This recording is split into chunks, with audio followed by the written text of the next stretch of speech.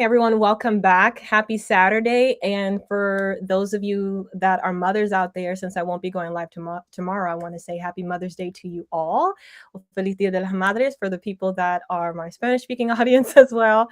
I just came back from an event celebrating Mother's Day, and it was today, this morning, but it was all Hispanic ladies, and so the whole event was in Spanish. And a little bit, they translated everything into Portuguese too, because we have a growing Brazilian population at our beautiful church as well. So that event was so amazing, but and powerful. So happy Mother's Day to all of you. So today we're going to be diving into South Carolina. As you know, South Carolina is in a critical leadership period right now, and we're looking at who is going to be our next governor and many different other offices as well. And so these past 2 weeks, I've been doing different events and going. Now, I don't want to say busy. I want to say I've been productive because I've enjoyed every single moment of the opportunities that the Lord has allowed me to have and the people that I've been able to connect with. And so it was just been awesome. So last week we had our mass outreach here at the fairgrounds in South Carolina.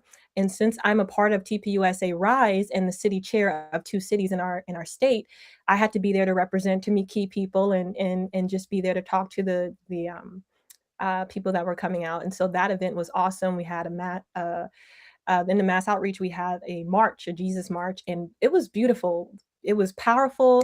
That's what I can say. I could feel the Holy Spirit on that movement, on what God's doing here in South Carolina. And I don't care how it looks. I just want to be a part of what God's doing. So being a part of that mass outreach was incredible. And then the week prior to that, which is what we're going to be discussing today, we had the gubernatorial forum for our Republican candidates here in South Carolina are running for governor. Some of them are running for AG, congressman, congresswoman, and it's just awesome to be part of that too. And so, breaking all of this down with me to chat about this event is the actual organizer herself. So I'm going to go ahead and bring her in because she's amazing and she's going to give us a lot more insight. If you remember, she joined me on this podcast before. Her name is Paula Tisdale. She's a state executive committee woman here in South Carolina. She brought in some insight into the GOP establishment and why some candidates that's not a part of the establishment are being held down in terms of voters being visible before voters and getting their name out, and so voters can know about them and at least have the chance to even vote for them. So why that, there's an undermining of our system quietly. So she brought that to the forefront in her position, and we talked a lot about that. So if you missed that episode, you go check it out. But back again to talk about this gubernatorial forum and then some additional things we're going to talk about as well. I have her again, Paula Tisdale. So, Paula, thank you so much for being with me today. Welcome in. Oh, thank you for having me. Glad to be here. Yes. So, I think while I'm talking about it now, let's go ahead and just circle through some of the images. I want you guys to see a little bit of what we experienced at this gubernatorial forum. And Paula, as the organizer who was able to put this together, number one, I am very inspired by you because you're somebody that holds a position where you could do something like this, and also where you have the ties, the connection, and then you went about and did it. So this an event was very well organized. It was very well done. Everything had its place, and I was really excited to be a part of that. And for you running this, doing this event, um, I I just want you to share, how did it feel putting this together and being a part of that and just organizing it for the people that are running all from all different types of backgrounds. How was that for you? Well, I kept my focus, um, was and still is. I wanted very much for we, the people, to get to hear all the candidates and not just to get to hear them, but to get to meet them. Shake hands with them, speak face to face to them. And, I had a lot of people ask me, why would you have this at a place like Good Eats in Cottageville? And that's a great question. And the answer is because that's where the real people spend time. Mm. And I thought it was really important that the candidates come to the people, not the people go to the candidates, because that's something we've already been doing that. And that's good too. But I thought it was so important to have the candidates actually come to the people and spend time with us where we spend time. So I thought this was that awesome. was my focus the whole time. I just really wanted to make that happen. I think you did a great job, and I also love that in the midst of all of the stuff taking place, because as the organizer, you're in charge of so much, even the people that you put in charge, you still have to oversee that. Trust them, to when you delegate, but, you are still responsible, right? So, I thought you did a great job. I loved your attitude throughout the whole thing, even though so much was happening, so many people were there. You had food there. The food was great too. It wasn't just like finger stuff. Like this was like you could have dinner. It was awesome. So one thing that really stood out to me though was how engaged the grassroots conservatives were too here at this event. There was like real energy in that room. What was your biggest takeaway from the event overall? Um, well, I really, like I said, I just really wanted to get the candidates in front of the people and the people in front of the candidates. And I felt like that happened. Um, Mhm. I thought it really gave us an opportunity to see what the candidates were about. Not just when they were on the stage answering the questions, but what they were like when they were walking around, and little things that happened, like which candidates got there first and how they handled their teams Yeah. and how they handled, sharing tables. Um, I got to see, um, some of the teams really worked well together because obviously they're competing, Yeah. but they were able to work really well together and share a space. And it was nice to be able to see, how professional they were able to behave. Um, all the candidates themselves were able to get along really well because I know there is some, I could, they're competing. Yeah. There's only going to be one governor. It was Um, beautiful. I thought they acted with a lot of maturity, and yeah, so and you that can was see that. really great to see. And then also the feedback I was getting from the attendees, that a lot of them, generally with things like that, people come in and they've already kind of decided who their candidate is. Yeah. And a lot of people came in fairly open. They they said, I just really need to hear how they're going to answer questions and what they're really thinking. And some of the candidates, like Ralph Norman, for example, they weren't familiar enough with him. Um, Nancy Mace, um, people think they know who she is, but the feedback that I got from most people were, I kept hearing people say she surprised me Wow. in a very good way. Like they said, the subtext was, I was prepared to not like her. I didn't think I was going to like her, but they loved how candid she was. Um, and one of the biggest things I heard, they really liked her response to the COVID question and the Mm. vaccine question, because she said, "Yes, I chose to get the vaccine. I don't think anyone should be forced to get a vaccine, but I now have vaccine injuries Oh, that I'll probably be dealing with for the rest of my life." They liked how honest she was. She didn't make excuses. Um, and then people were, very impressed. I got very good feedback from their responses to Ralph Norman. mhm. Um, but most people had only heard, they were familiar with Pam Evitt, of course, because she's the lieutenant governor. Yeah. So the majority of the people, she was she was almost the only candidate that they really knew anything about, and or Alan Wilson, because he's the attorney general. Mhm. So and he's running a massive, his campaign, his commercials are everywhere. He's got a great campaign. So they had also heard of him for the most part. But Ralph Norman, they were like, what, I don't know. I don't really have an opinion. I need to hear him speak. And I heard only positive Um, responses. I got to interview some of the candidates, which was awesome. So my very first ever Republican event that I went to, Mhm, and this is my very first political event I think I've ever went to, was the Republican dinner. That was, I believe, I think that was, I want to say it was early this year. mhm, Um, and at that event, I was a part of the media team when you had the mhm, media badge, and it was so cool. So I got to go, and I was at that event. I did like everything myself. So I did the camera and all that, which was fun, and I'm kind of used to.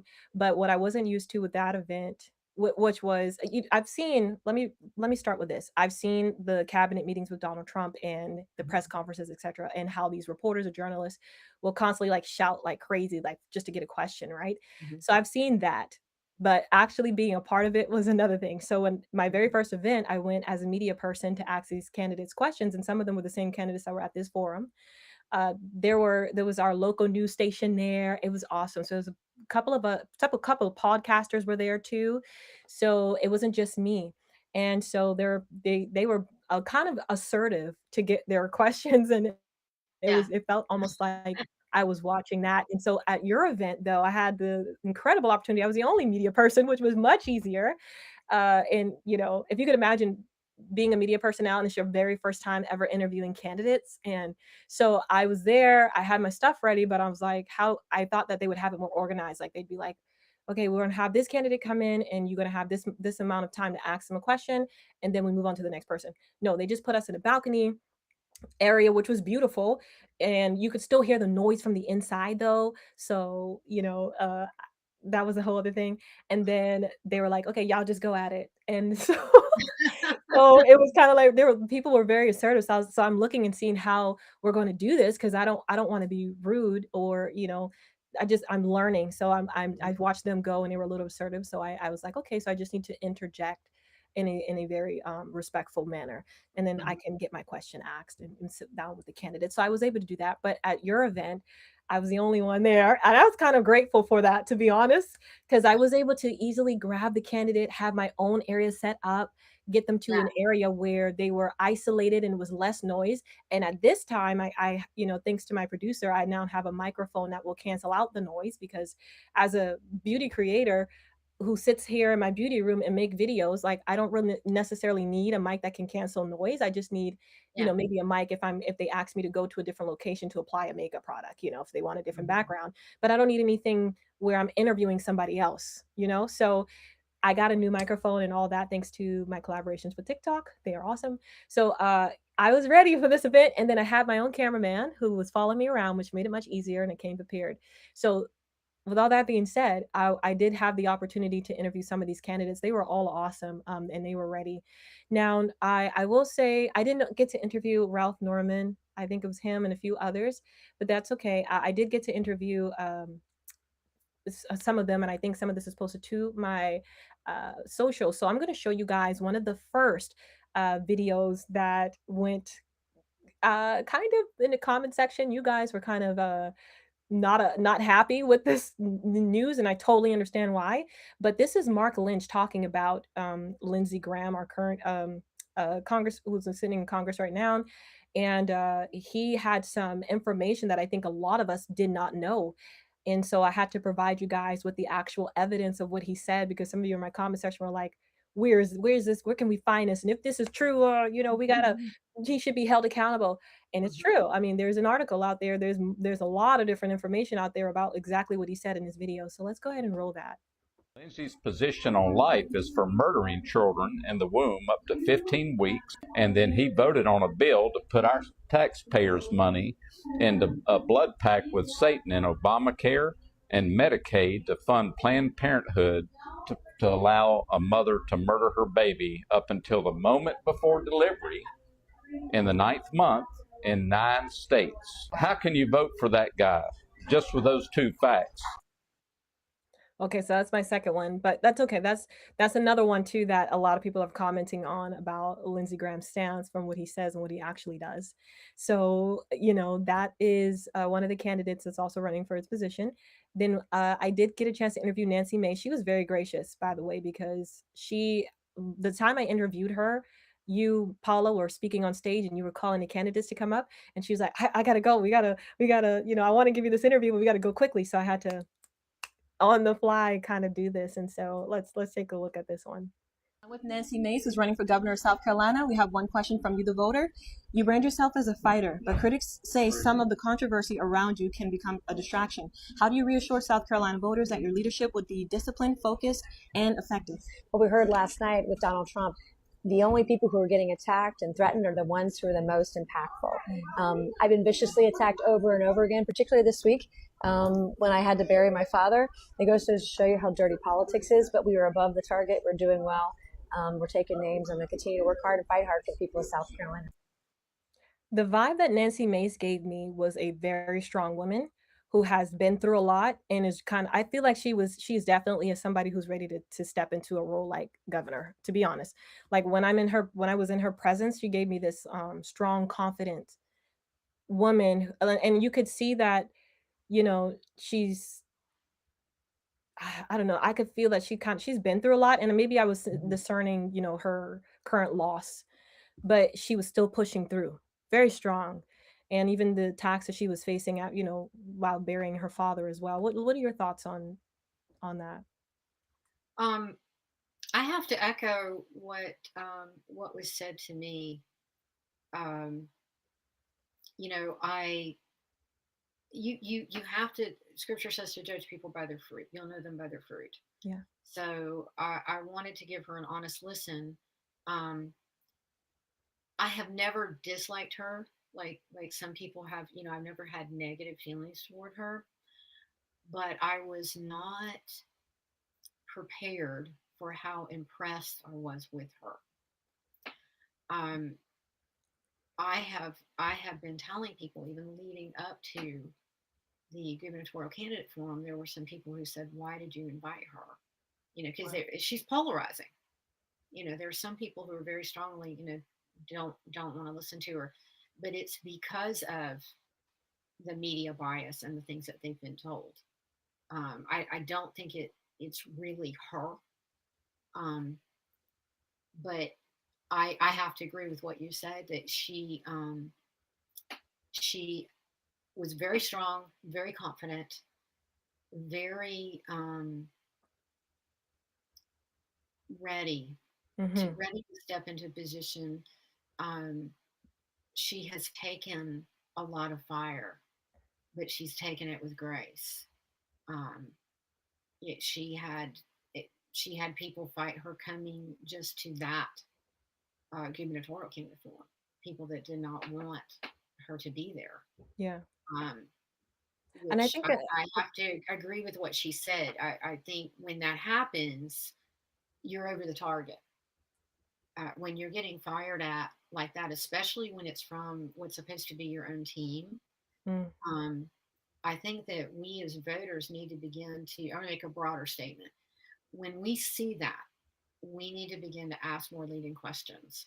Why is this person coming under such severe attack?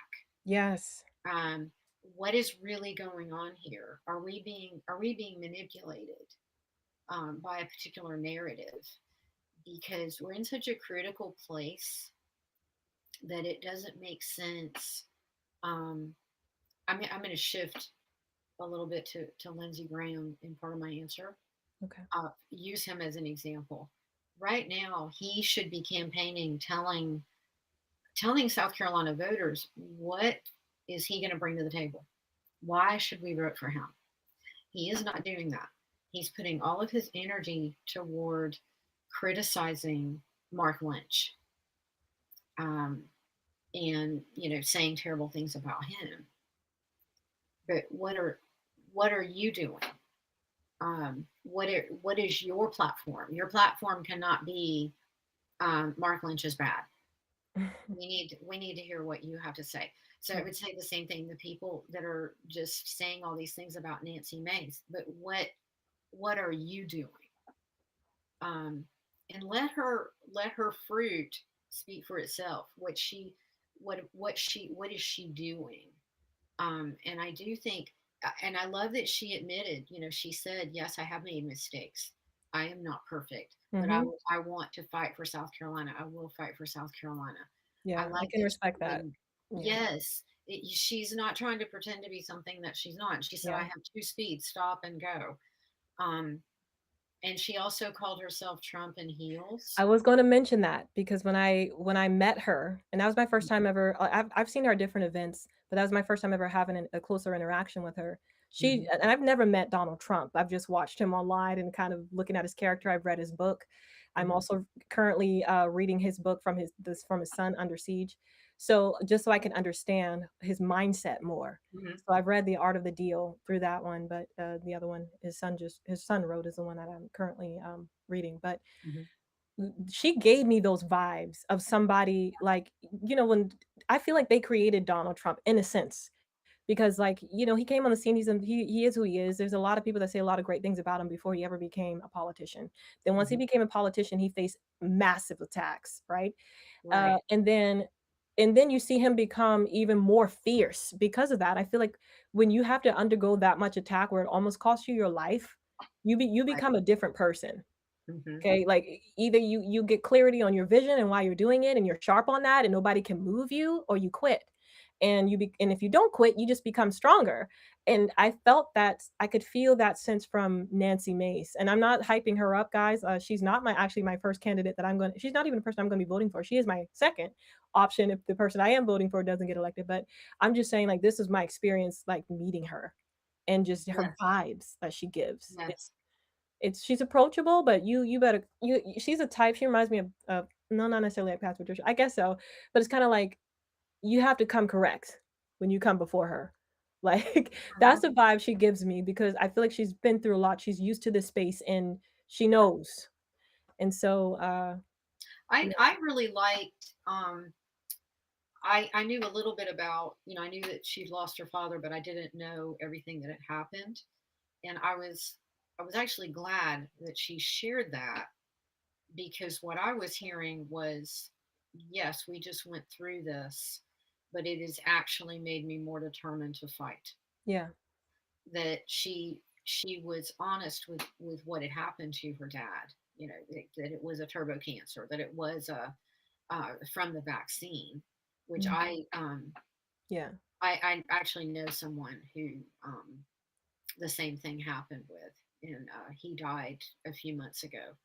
So it just helped fill in some gaps for me, and appreciate a little bit more the sharpness that she has, the mhm, determination, yeah, um, because losing a parent, that really could have shut her down, but I think it made her rise up more. Like, I have to step up.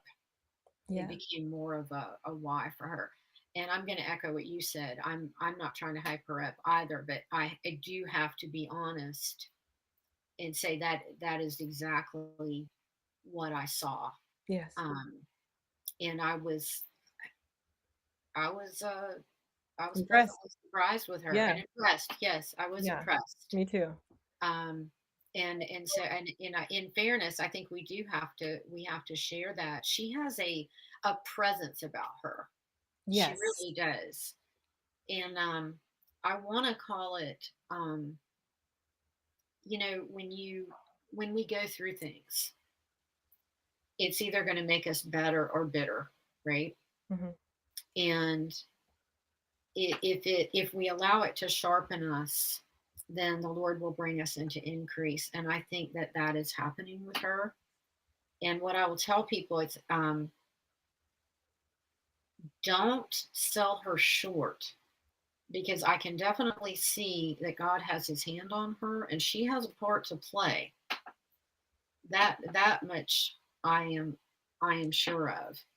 Um, so I think we need to be watching her and praying for her. Hmm. Yeah. So I think we have one more video I do want to show. This is with Dr. Sam McCone. I also got the chance to speak with him Wednesday.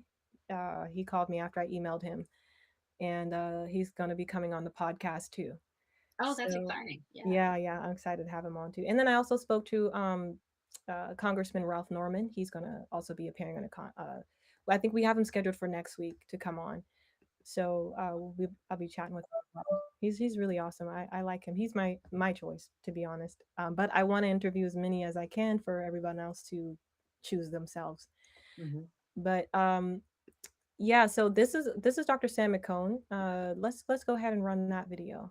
As far as healthcare goes these days, I think of all the candidates in the race right now, I have more business and medical experience because I've worked in a hospital and I've also run businesses. And the American people have lost faith in the healthcare system. Obamacare has failed us. And we've got to I think some people think the solution is more government. I think the solution is less government. Dealing with regulations in healthcare is burdensome for doctors and for patients. Yeah, so it's a little bit of Dr. Sam McCone. He'll be coming on. He's running for congressman. So it'll be exciting to have him. Comes from a different perspective, and I like that we got so many different people from different backgrounds running for these offices, and they're not just like we talked about a part of the establishment, which we'll get into chatting about. I do want to mention this before we move on, though, because I have some questions for you when it comes to, uh, what we're seeing in the Republican race, and also when we go into talking about, so quote unquote the deep state, or the establishment. Mm-hmm. So I interviewed a couple of candidates, like I mentioned to you guys, and there was one that I want to mention, Pamela Evitt. So some of the candidates I interviewed, I have no problem when they ask like what is the question that you want to ask. I have no problem with that because number one, some of these candidates are fitting their own bill, and I think to give them just to tell them what the question is so they can have just a few seconds or a few moments to think about what the response is before we hit record, I think is definitely okay. So it's not like they have like a whole day to plan. So but so some of them asked for that, and I think that's totally okay. I have no problem with them just wanting to know what it is and then go ahead and hit record, because like usually we'll standing right in front of the camera. I tell them what the question is sometimes, and then we hit record and they're ready to respond. But Pamela Evitt, her team was trying to get her to where I was to ask her a question. However, when I came up to them, I said, "Hey, I wanted to see if I can get Pamela Evitt to answer a few questions. If she doesn't have time for two, it's fine." Because I had one question, I had a follow up. So they were like, yes, we're trying to get her over right now. But she was, interacting with the people, which I thought was beautiful. She was shaking hands with all the people there and talking with them one on one. She's very personable. She's a different character you can see from Nancy Mace and her. Not saying that Nancy Mace wouldn't do that, but I'm just saying like there's a strong presence you get in this different sense you get with Nancy Mace, like than you get with Pamela. She's more soft or whatever, and that might be why people might rub people the wrong way, is because I feel like she's very, very strong. Nancy Mace is her character is very strong. So when she says that she's literally Trump in heels, like that's literally her. Like that's what I even got from being in her presence and asking her that question for just those few moments. So different, but I still think good. Now, so Pamela Evitt was going around shaking everybody's hand, meeting with all the people, regular folks that were there, and I thought that was cool. So when I came to ask them, can we get her over to my area where I'm recording everyone? Her team was like, yes, like we could do that. Then a guy from her team came over to me and he said, what's the question you want to ask her? Would you mind sharing it with me? I said, sure, no problem. So this was the first question that I had. And I looked up controversies on each of the candidates so I could have strong questions. I didn't want to come with, flippy questions that were nice. I did have an option that was, both, controversy and then non. Okay. So, but I wanted to be fair on both ends. So when it comes to the perspective of the voter. So the question that I had for her was this. It said, critics have said some of your campaign messaging suggested endorsements that weren't officially there. For voters who care about truth and trust, can you clarify exactly who has endorsed you and how you make sure your campaign never misleads conservative voters? And when I read that to him, he was like, he kind of gave me this staunched face, like he was not, it was a sign of disapproval. And he was like, I don't understand why you want to ask her that question. Like, why does it matter who's endorsing her? Da, da, da, da. And I said, okay. I was like, chill, kind of chill. It's like, because he was kind of, why you do that? I was like, okay, if you don't want, and this is exactly what I said, if you don't want to do that question, if you feel like she wouldn't want to do that one, that's totally fine. I have a follow-up, and I'll read to you the follow-up. So my follow-up was, beyond endorsements, what specific Trump-aligned policy would you implement first as governor? Okay, clear. he dismissed that one altogether again and goes back to the first one. And he goes, yeah, but I don't understand why you want to ask about endorsement. And I said, and I repeated it. We don't have to ask about the endorsement if it's that big of a deal. We can do the Mhm. second question. Yeah. So because he gave me those vibes, I was like, I will wait for her to come to see if, but I feel I could sense that they're not going to prioritize it anymore. And so I just moved on to the next person and they didn't. So I thought that now that's not necessarily Pamela Evett saying that. Hear me correctly, that was her team. But Mhm. my thought is also you probably prepared your team for certain controversies around you. So, Mhm. to dodge certain questions or whatever so that you won't have to face them. But I get that this is a question here, but if you don't have anything to hide, uh, I don't understand why you couldn't address it. It's already a controversy out there. Address it, right? So, I definitely picked up on that. That was a sore spot. okay, Um, I I said, when I was organizing it, because I was talking to all the teams, and I had made the comment to Pam Ebbett's team that um, the other teams didn't like that she was saying she was endorsed by Trump, yeah, and I didn't and mean Governor it. McMaster. I didn't. I didn't mean it. It just is.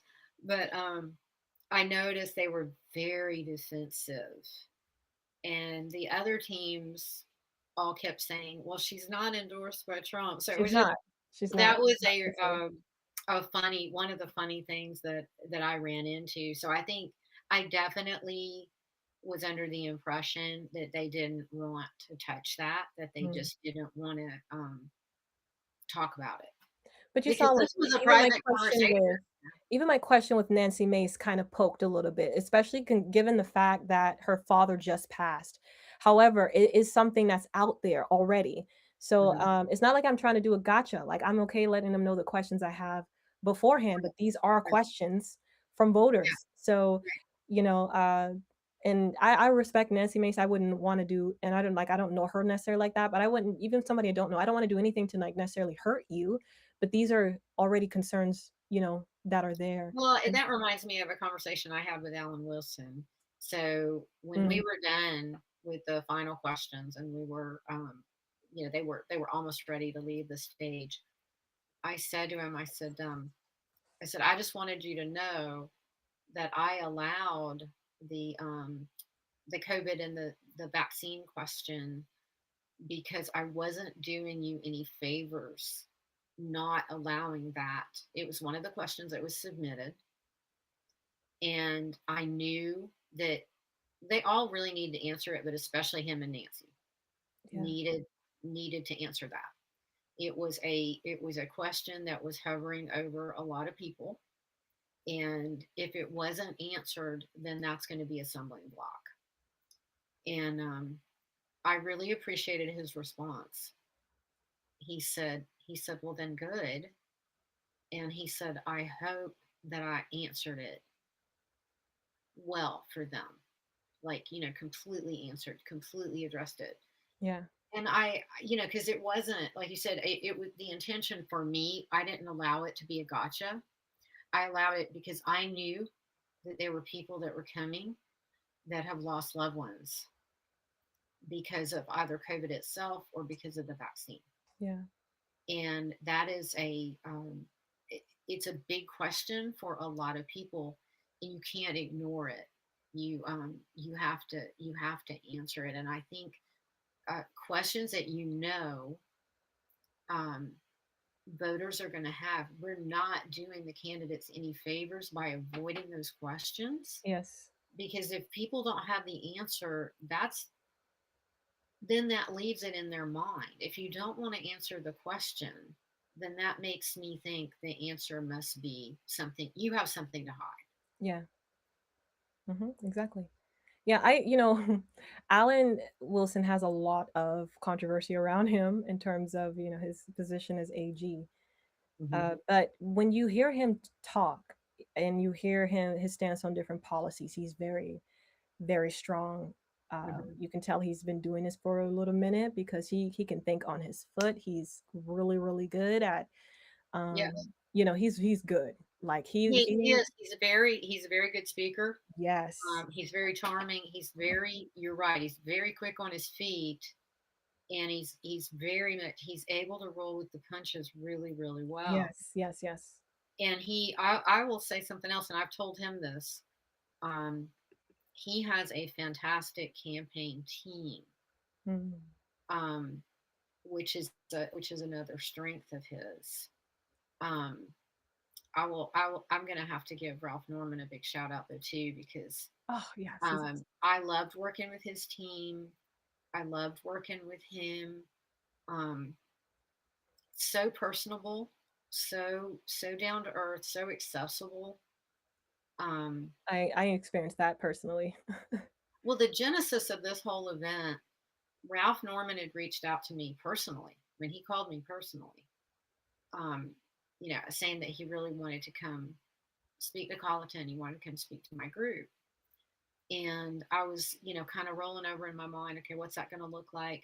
And then Alan Wilson, before I had a chance to follow up with Ralph Norman, Alan Wilson called me and said, I really want to come speak to Colleton. I really, want to come speak to your group. And I told him, I said, well, I tell you what, I said, this is just my suggestion. I think you definitely want to get in front of our regular GOP group and speak at one of the breakfasts. That's a great thing for you to do. I said, but if you want to speak to the grassroots and get outside of that and talk to the conservative voters, they're going to vote in this primary. They're going to vote in the general, but they don't participate with the party per se. Mm. I can put you in front of those people. And he said 100%. He told his team to make me a priority. So I called Ralph Norman back and I said, I think we need to do a gubernatorial candidate forum. And, it started out, it was just going to be the two of them. And Ralph Norman said, have you reached out to Nancy? And in the back of my mind, I'm thinking, oh, I won't be able to get Nancy. I actually have a friend that works for her. But I was just thinking realistically in terms of how busy she is. Yeah. Um, and I thought, I have to ask, I need to try. So I actually reached out to more than one of her staffers and, and just asked, do you think she'd want to do this? What does her availability look like? And they said 100% they knew she would want to do it, but it was figuring out availability. And then somebody said, have you reached out to Pam Abbott? And I'm thinking, oh, I'll never get Pam Abbott. She's the lieutenant governor. Well, I reached out to her and, it was coming together. And she said, oh, well, I can't say no. If you're having a forum, then I absolutely want to come back to Colleton. Um, and they made it a priority, and it all came together. I actually reached out to Ron Reddy as well. He wanted to come, and it just would not work on his Wow. schedule. Okay. And he asked me, he said, please have another event so I can come, because I really want to speak to people in Colleton. So it was just, what was really amazing to me is that the candidates really wanted to make Colleton a priority, because Colleton has, I mean, our nickname is the Corridor of Shame, which we're working on losing that nickname. We've been saying no, we're going to be the Corridor of Fame. Um, That's awesome. we want a new name, but we felt forgotten and less than. Like, the candidates are not going to care about Colleton County because Mm. we're so rural and we're considered a poorer county, and um, when it actually should be the opposite. We have a great amount of need in our county, and what I saw was all of the candidates saying, we love Colleton County and we specifically want to come speak to the people there. So that was just so good. I thought that was so good. That made me really happy. I have this, I want to ask you another question, before we dive into what I'm seeing with the Republican Party, because I want to get your insight on things. But if someone wanted to do a gubernatorial forum in their own city or state with these different candidates that are running for different offices, governor, etc., what would be your advice to someone who, let's say, is a grassroots person, like, you know, someone who may not have the position that you have, but wants to get involved and put something together where they could hear the candidates? What would you suggest? Well, my answer might surprise you. First of all, my position did not help me. If anything, it hindered me. Oh, wow. The reason I had the connections with the candidates is because I show up, because I go to events and I talk to people, and I've been doing that for a while now. So I have a lot of connections. Um, I've built, a network of even friends. Just connecting with people, just being there. So that helped me a lot. But to answer your question, we have to have grassroots movement. Um, Everything cannot come directly through either party. Mm. It's got to be a movement of we the people, and we have First Amendment rights. So anyone can organize an event, anybody. And you just go to the different candidates' websites, and there's always a contact landing page. Like you can go in and just introduce yourself and say, I'm with this group, and I would really like for you to come speak. Um, they they're trying to win a race. So they want to get in front of as many people as possible. Um, what I learned in a gubernatorial candidate forum is it is a little more involved because I had to call the sheriff's department. I had to make sure that we had insurance. Um, there were a lot more moving parts than it would have been, for um, just having one or two other candidates come because they were high profile people. Mm. Um, we did have quite a few security personnel that were in the building.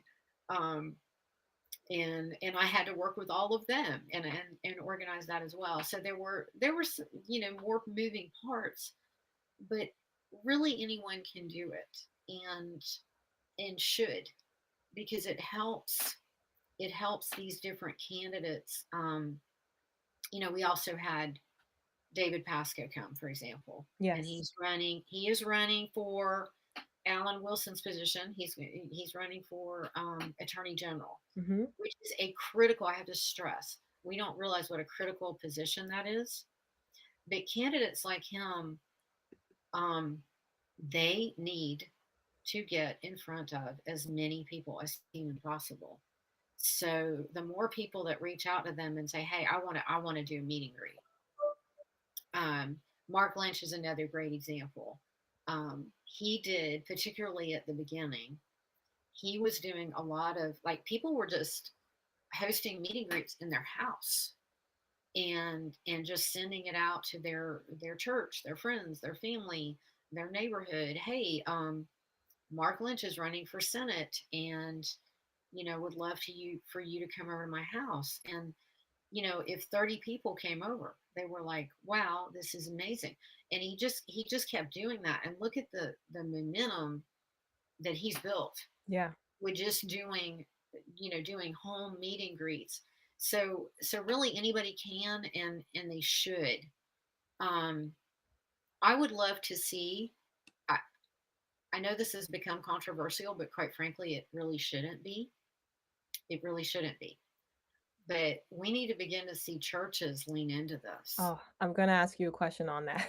Yeah, I mean, I I Related to I that. dream of the day when churches will not be afraid to do that, because you mentioned the issue of abortion. Um, it should be a no-brainer that God wants us to protect children, especially children in the womb. So how can God's people be disconnected from that? How can that not be part of our mandate. We are to occupy until he comes. And I have a lot of different translations of Bibles in my house, and Same. none of them say occupy means stay huddled up in your church and only spend time, with fellow believers. A light has to go out into the darkness Yeah. and pierce it. And the reason we're seeing all these evil things in our government, the reason we see that abortion not only started, but it is trying to move forward.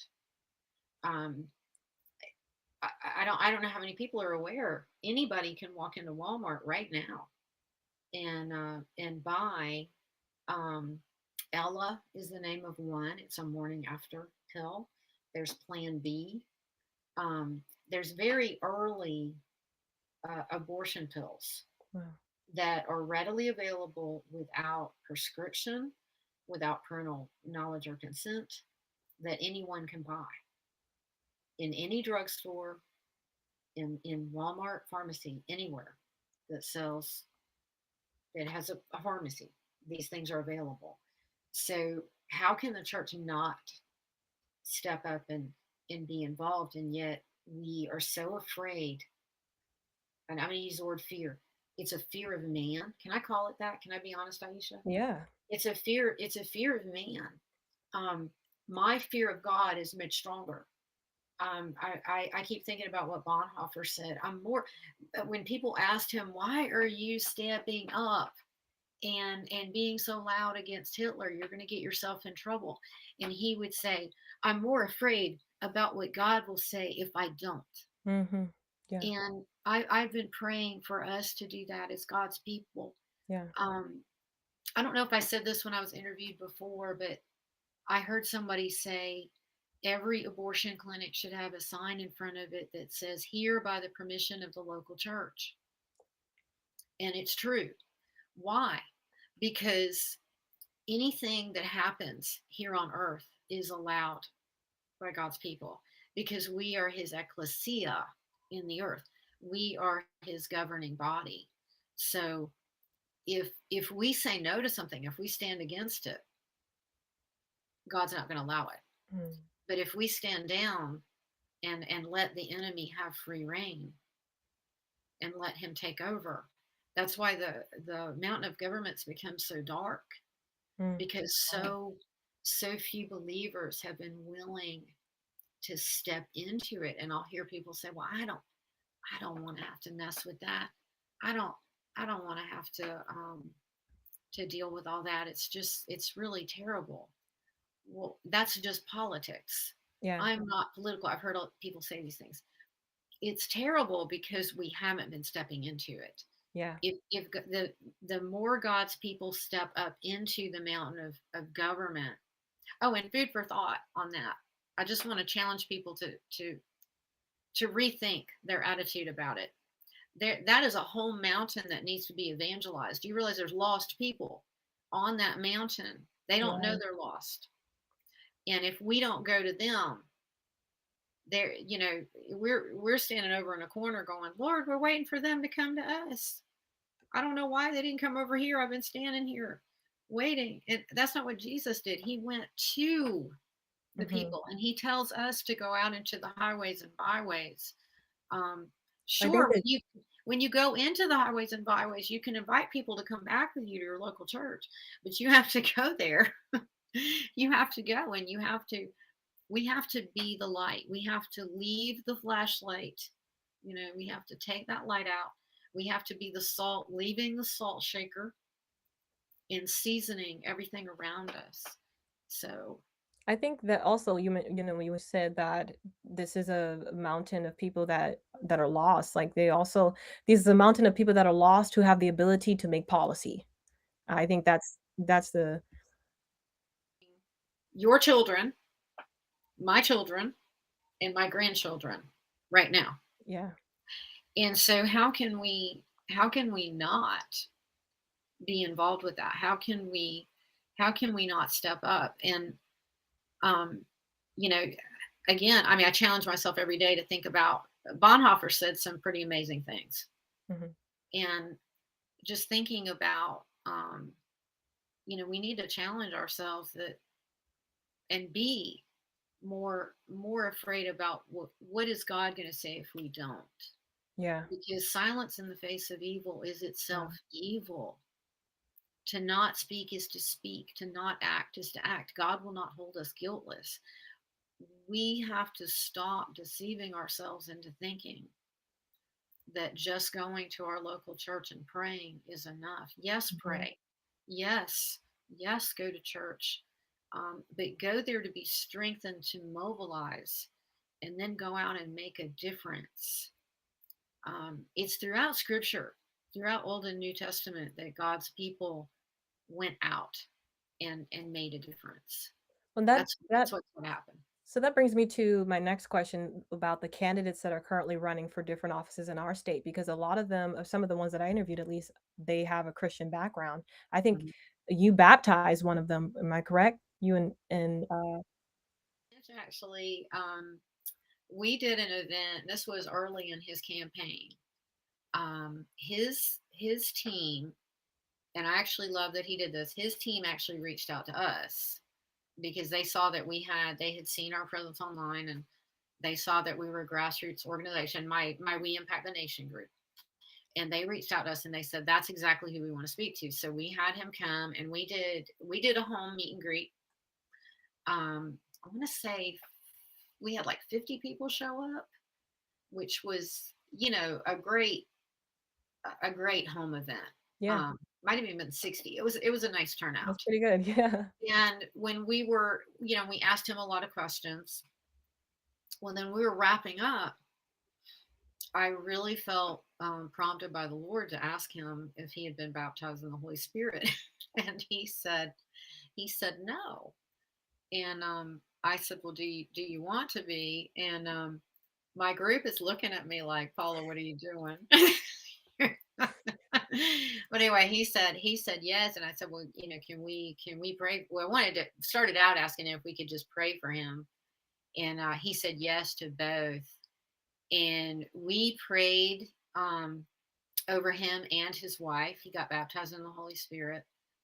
Um, he launched his campaign with an unapologetically pro-life launch. Like, he said, I want to see um, the baby in the womb. That the womb needs to be the safest place Mm, again. wow. And he just went at it like right out the gate. Well, what's the number one issue that politicians shy away from? That Mhm. issue. Yeah. They avoid it. They sugarcoat it. They try to dance a little side dance because they're thinking, well, I don't want to lose. It's a polarizing issue, and they're afraid they're going to lose, however many voters. Yeah. And he hasn't come at it that way. He has been, no, people need to be re-educated so they understand what's really happening. And isn't he funding his own campaign? He is. He is. He's a very successful businessman. And I want to make sure, because I know that Lindsey Graham is saying that Mark Lynch wants to legalize cocaine. So I want to make sure people understand that the best analogy I can give you with Mark Lynch is he's like a Mike Lindell. So if you know My Pillow, Mike Lindell, his story, that he was a cocaine addict and God rescued him literally off the streets. And he used his success with My Pillow to start. I can't remember the name of he's got The Lindell website. Recovery Network. Thank you. Thank you. So that's what he puts his money into. Well, that's exactly what Mark Lynch does as well. And he won't tell you this, because he's a very humble man, but I don't mind telling you, he will actually get people off the street. And you know how Jesus would say, do you want to be made well? Which you would think everybody would say yes, but not everybody wants to be well. You have to really, because it's a process, and it's a lot of effort and work and sacrifice. particularly to get off.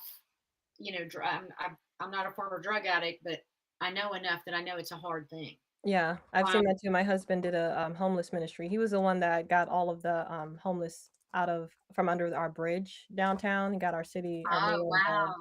Yeah. I love John. By the way, I love him, but he's wonderful. But that's the type of thing that Mark Lynch has done. Like he will get people off the street, and then he'll tell them, "Look, I'm not getting you off the street just to just to give you a bed and some food. I'm giving you an opportunity. I'm giving you a hand up, not a handout. And if you really want to be well, I'm going to help you walk through this. And when you're able, I'm going to give you a job. But I don't want to just give you a job. I want to give you the ability to move up and actually have a career." So the people that run his business, a lot of them are those people that are Wow. former addicts. He has the 10 commandments up on his wall in his store. They have Bible studies with the people that work there. They have Bible studies, in-house Bible studies together. They pray together every morning when they're opening the store. um, that's who he is. Hmm. um, he's not a perfect man because he's a man, but he's running because he felt very strongly led by the Lord that South Carolina needs a new day. Yeah. Um, and I do want to, you haven't asked me, but I'm going to answer a question that I think needs to be answered. Why would Trump, because Trump is still endorsing Lindsey Graham, and that's been a hang up for a lot of people. Yeah. My answer to that is, I love Trump, voted for him all 3 times. Don't regret voting for him. I support him. I support his, what he stands for. Um, that does not mean he's perfect, and that does not mean that he understands everything that's going on in the state of South Carolina. He's never lived here, and I think he must have some bad intel, at least in regard to our state right now, Yeah. in regard to Lindsey Graham and Mark Lynch, because for whatever reason, and I think what the Lord is saying to us is it's time that we can't follow a man. We can't just keep our head down and say whatever Trump says go. And mindlessly um, just keep going. Now We you've already hit on two of my questions that because I want to move down because we got a little bit of time. But Okay. I was going to ask you about like, well, what are we seeing for Christians in terms of like how should we be engaged? You already kind of hit on that, and my other thing was, the Republican Party 10 years ago is not the same Republican Party that we see today, and we see a bunch of changes where you see a lot of these candidates and millionaires, that are running in our state, for example. I think is something of a um, like a chain reaction of what we see taking place all over. Where you see people just rising up from different backgrounds and Mhm. coming into these offices who've never been politicians before, but they see a need and they have the means to do it and they're stepping up. But Yes. you've kind of already hit into that, like what's taking place in the Republican Party in terms of a little bit of the establishment. Unless you want to, if you want to, hit on a little bit on that before we move on to the next thing. Well, I do want to make a point that we've we're going to have to be savvier voters than we have been in the past. Yeah. People really need to do their due diligence, do some homework. Don't just listen to what you're hearing or think you're hearing. Um, don't don't just vote for somebody because, and that's what I was trying to say about Donald Trump. Um, don't just, oh, I'm going to blindly vote for whoever Donald Trump says. I'm going to just, whatever so and so says. Yeah. We need to find out, what are these people about.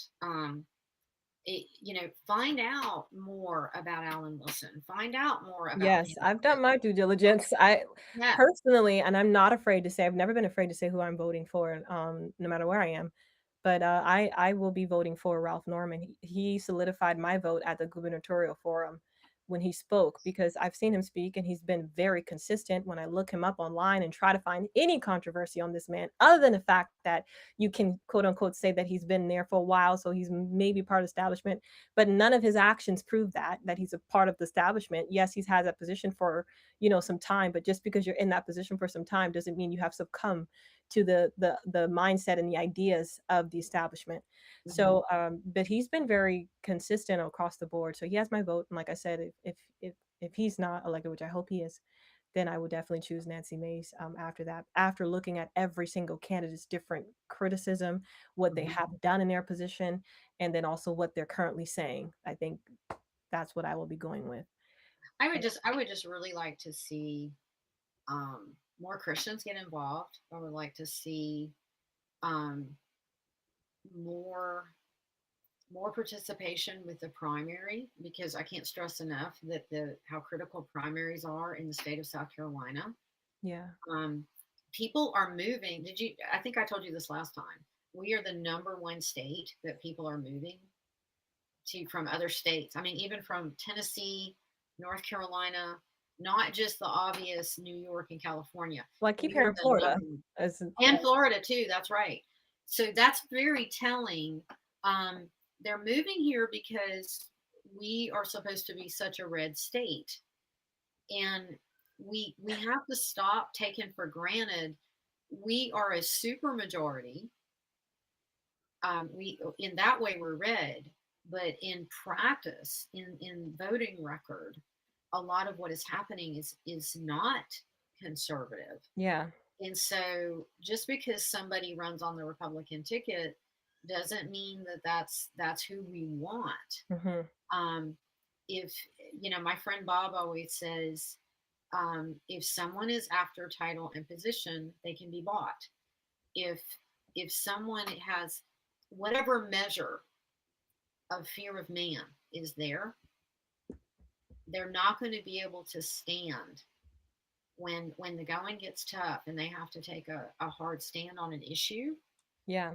They're not going to be able to do it, because the special interest groups right now have way too much power and control in the state of South Carolina.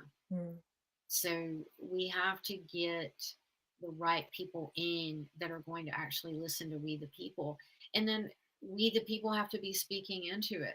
If we continue to sit back and let the special interest groups speak for us, then that's what's going to continue to happen. The um, the primary is absolutely critical. So the two Hmm. dates I want people to remember: June 9th, and then there's most likely going to be a runoff, and Yeah. that'll be June 23rd. So we have to show up. Instead of, I want to say that people don't realize it in the state of South Carolina, but we have a little bit of a victim mentality. And the reason I say that is when I go around and talk to people, they're just like, well, it's just how it is, and I can't help it, and we just, there's just always bad people to vote for. Like there's nobody Mm. good to vote for. Well, were you part of the process? Did you go to candidate forums? Did you meet people? I maybe you need to run for something.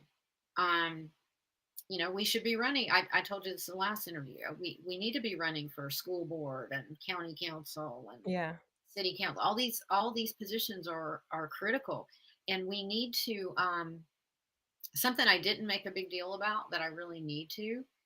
Um, both parties are structured the same, Republican and Democrat parties. Okay, Hmm. and so in order to become part of your local party, we have something called reorg every 2 years in county convention.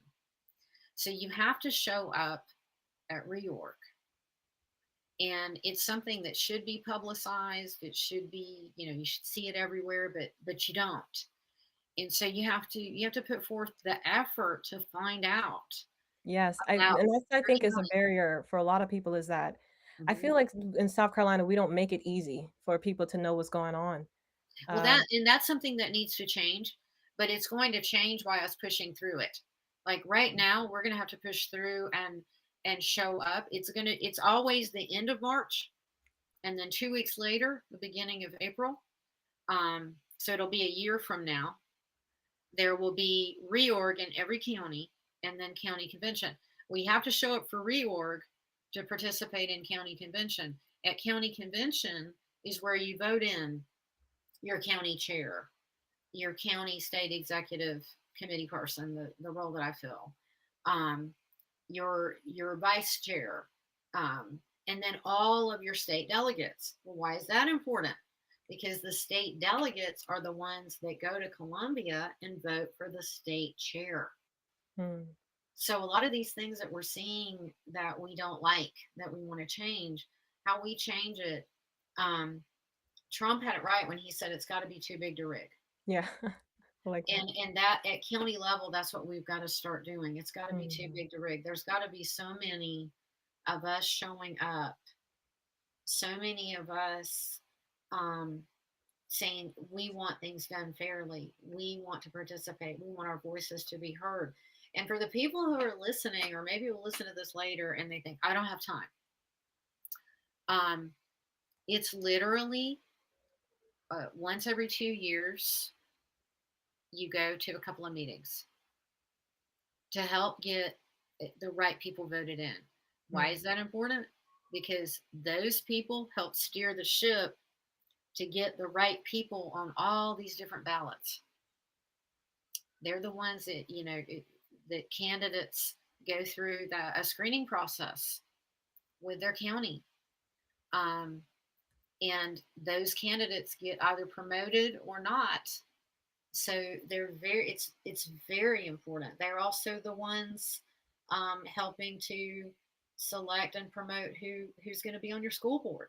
Well, we got to work together, Paula, and make more people, make our city, our different cities around South Carolina more aware of this stuff. Yeah, we I think do, we and can that's why I'm so activate excited that grassroots. you have this podcast. And last thing I want to say, and I don't know if you've been hearing this now that you have a political podcast, maybe you've been hearing it too. But one of the things people say to me on a regular basis, I'm not political like you. Yeah. And what they don't understand, I know what they mean when they say that, but really politics are in everything. Every church has Yes. politics in it because you have to have government. Everything has to be done decently and in order, right? So Yes. really that's not a true statement. They just don't understand.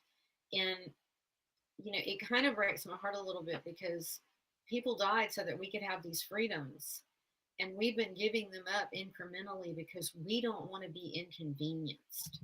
Ooh. That's the truth. And I'm realizing more and more, if you were to ask me the number one thing Christians need to do, we've got to repent of that. We need to ask the Lord to forgive us that we've been complacent. I want to um take just a moment here to talk about my Aisha Speaks Truth Club. So if these are conversations that you are interested in and you want to go deeper conversations about politics, culture, faith, or global events, what's actually happening behind headlines, I want to invite you to join Aisha Speaks Truth Club. Our next subscriber live is going to be this coming Wednesday, which is May 13th from 7 to 8 p.m. Eastern Time. We'll be joined by Iranian expert Inez Cyrus, who's also known as Annie Cyrus. We'll be discussing Iran, radical ideologies, global instability, and how these issues connect directly to what's happening here in America. These are real conversations with real analysis, no surface level headlines, and you'll have the ability to also ask any questions that you'd like within that group. We'll be meeting via Zoom, so it'll be a private group.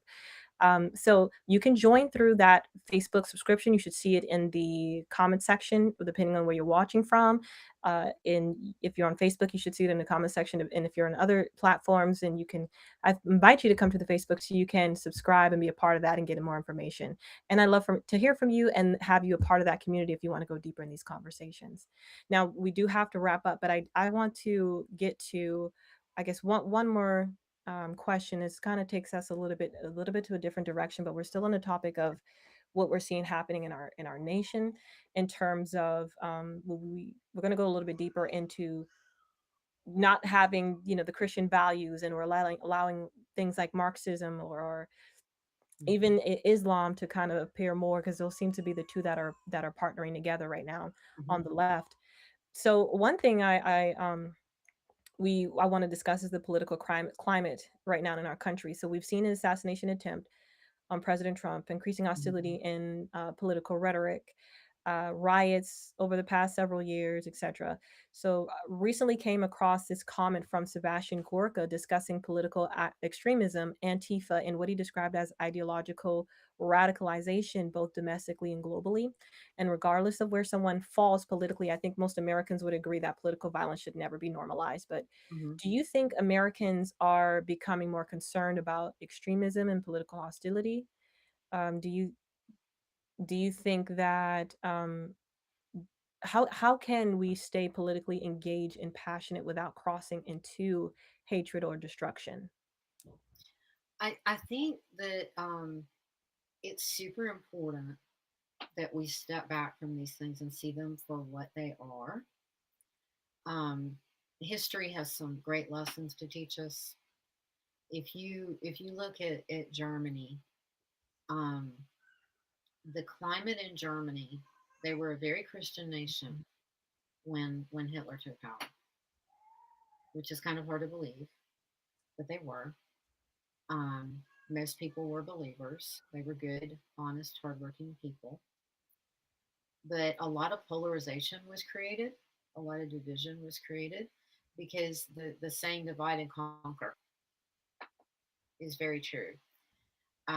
So if you step back from that and look at it and look at it honestly, there are forces at work in our nation that are trying to prevent healing. Mhm. They want to keep reopening old wounds. They want to, you know, create strengthen that polarization of dividing lines. Um, One of the things that I keep hearing said in Republican camps is Democrats are the enemy. Well, that's not true. Democrats are not the enemy. They're people. Um, they may be deceived. Um, they may be very lost, but we can't think that way. It's that kind of thinking that caused somebody, more than one person now, to take such a step to try to kill our president. Mm. And yet God in His mercy keeps protecting him, Yes. because that would not be a good thing for our nation. It's never, when it's happened, in the past, it's never been a good thing. Regardless of where people stand in their opinion of Trump. So we have to begin to recognize what the real enemy is. The enemy is the enemy, not people. And it is a battle of good and evil, not Republican and Democrat. Um, there are a lot of things within the Republican camp that need healing. Um, we need to get out of our echo chambers, because even in the Republican camp, we can fall in that trap of I only want to speak to people that agree with me, Mm-hmm. and I agree with them, and we're not having conversations with each other anymore, and that just widens the gaps, um, and it's not been healthy for us. Um, that's what I was saying about Christians wanting to. I mean, I'm not. The reason I'm familiar with it is I personally done it, where you go between your house and your church, and you only see your church family. I which don't get me wrong, I love doing that because I love my church family, but but we can fall in those traps where we're only talking to each other, and we're not taking the light out, like I said before, and we're not being challenged Mm. in our own belief systems. Um, I'm going to use this as an example, but I was listening to Dutch Sheets. I want to say last week he was sharing part of his own testimony, His father was a pastor, and when he was a teenager, they bought a house, and they dedicated their house to the church because they were working for the church. But they gave the house to the church. They signed over the deed. Well, the father was caught in an affair, and so the church kicked the whole family out. But the wife and the children didn't know. They didn't know why they were being kicked out. They were being kicked out. And the people that did that at the time thought that was a righteous thing for them to do because they weren't, allowing this pastor to live that way, which of course they needed to address it, and he shouldn't have been allowed to do that. But when we're in an echo chamber, we're only around people who are going to say, yeah, that was great. That's what you need to do. And we may find ourselves being the one trying to stone the woman caught in adultery.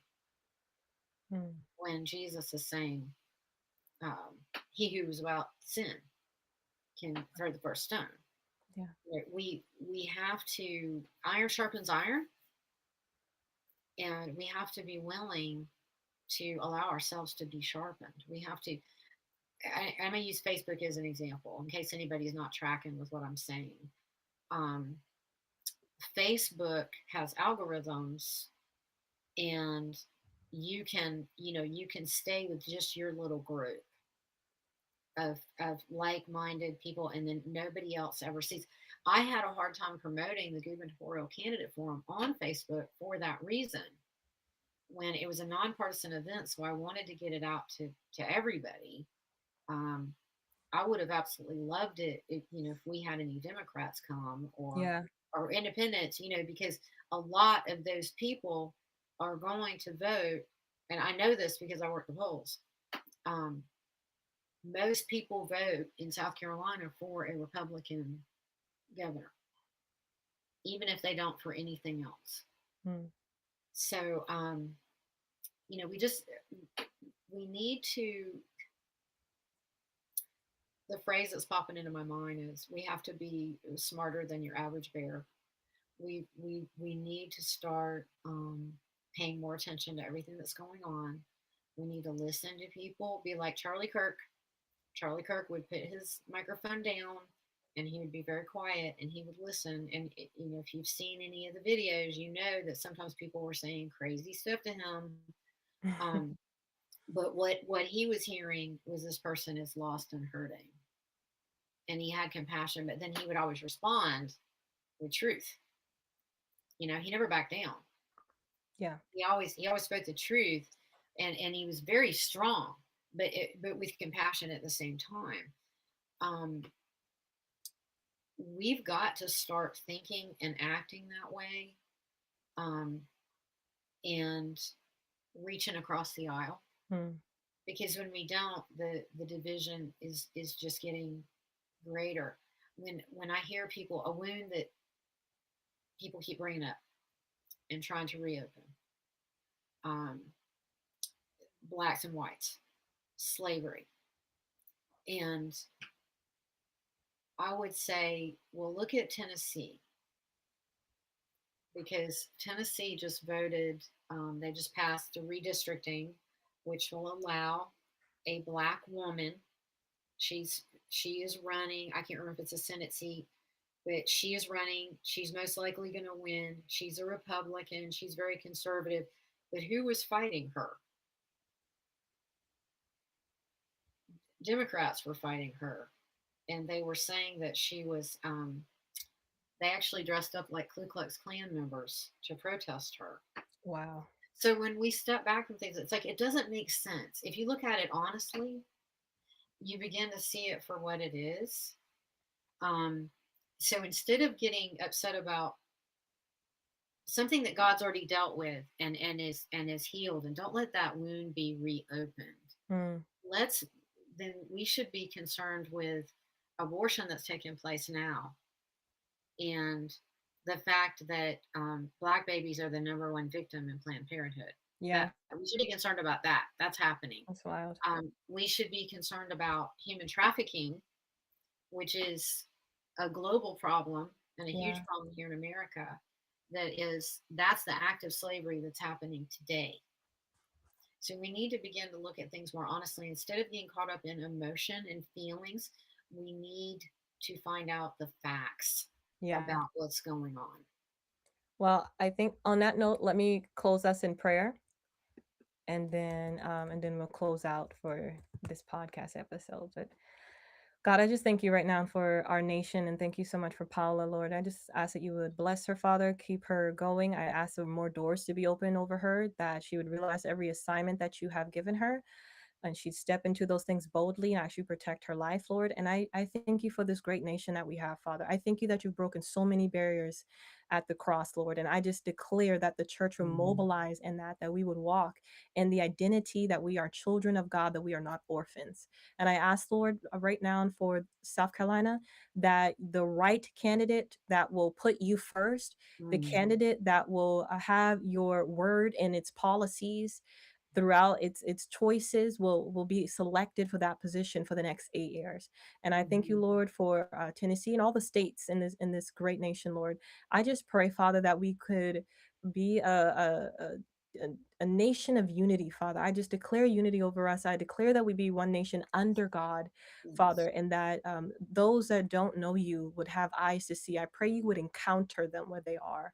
I pray you would change the hearts of men, that they would know you, that they would love you, Father. And I pray for the church that we would be mobilized, that we would go out like your word tells us to, that we would make disciples of all nations, that we'd baptize them, that we would teach them, Lord, and that will not be hindered, Father, by just the comfort of being in the four walls and having our families doing well.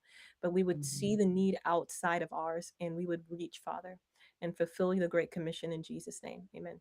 Jesus. Paula, I want to thank you so much for joining me today, and I do appreciate your insight and your willingness to engage at the grassroots levels with everyday Americans, and have these types of conversations. So I want to thank you for that. And if you enjoyed this conversation, don't forget to like, share, subscribe as well. If you haven't hit that follow button, I invite you to do that too, so you can you can be with me in the next live that we have, which will be next Saturday, 2 to 3 p.m. ET. And again, if you haven't subscribed already to Aisha Speaks Truth Club, we have our next meeting on May 13th, which is this coming Wednesday. If you subscribe now, you can join and be a part of that, and I welcome you in. So stay informed, stay prayed up, stay engaged, and never be afraid to speak truth. And I will